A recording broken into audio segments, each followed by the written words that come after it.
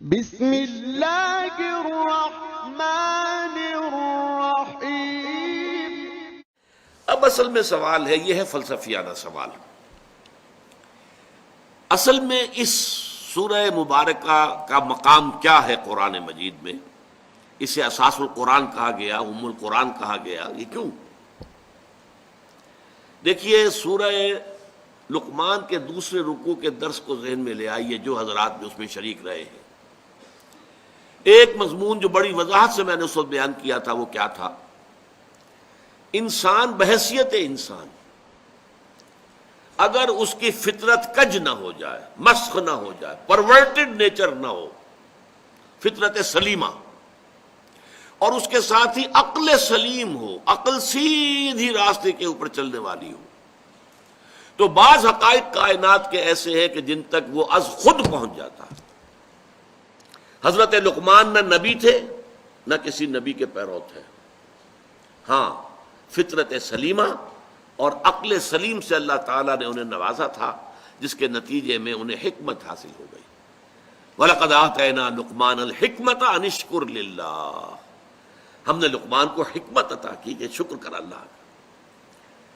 لیکن یہ شخص جو ہے، جو یہاں تک تو پہنچ گیا، یہاں تک بھی پہنچ گیا، سورہ لقمان میں ہم نے دیکھا، یا بنی انہا ان تکن مثقال حبۃ من خردل فتکن فی صخرۃ او فی السماوات او فی الارض یأت بها اللہ ان اللہ لطیف خبیر۔ اے میرے بچے، نیکی یا بدی چاہے رائی کے دانے کے ہم وزن ہو، اور چاہے وہ کسی چٹان میں ہو، زمین کے پیٹ میں ہو، یا خلاؤں اور فضاؤں میں ہو، اللہ اسے لے آئے گا۔ اللہ باریک بین ہے اور باخبر ہے۔ تو فطرت انسانی اور عقل انسانی کے نتیجے میں دو چیزوں تک تو انسان، فطرت سلیمہ رکھنے والا انسان، عقل سلیم کی دولت سے مالا مال انسان خود پہنچ جائے گا، اللہ کو پہچان لے گا، اور جزائے اعمال کہ نیکی اور بدی کی جزا ضرور ہوگی، ان دو چیزوں کو پہچان لے گا۔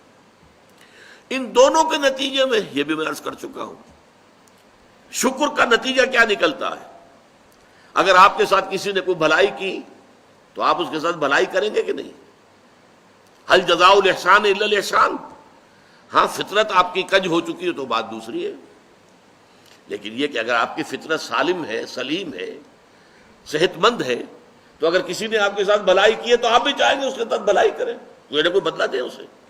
اور اگر وہ ہستی اتنی بلند ہے کہ آپ اس کو کوئی بدلہ دے ہی نہیں سکتے، والدین کے بارے میں تو آپ کو معلوم ہے کہ آپ نے بڑھاپے میں ان کی خدمت کر لی اور اچھی طرح کر لی، حق ادا کر دیا، تو کسی درجے میں انہوں نے جو پال پوس کر تم پر احسان کیا تھا، کسی درجے میں اس احسان کا بدلہ ہو گیا۔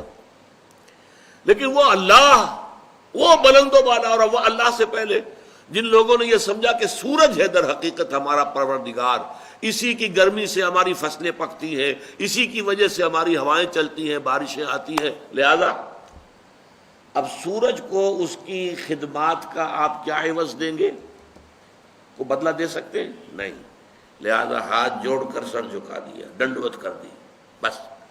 یہ جذبہ عبادت جو ہے، یہ جذبہ شکر کا نتیجہ ہے۔ جس ہستی نے آپ پر احسان کیا ہے، آپ اس کے احسان کا بدلہ کچھ اور نہیں دے سکتے، تو حمد کیجئے، ثنا کیجئے، ہاتھ جوڑیے، ڈنڈوت کیجئے، سجدہ کیجئے، یہ اس کا۔ لہذا اب اس کے بعد جو آئی آیت، ایاک نعبد و ایاک نستعین،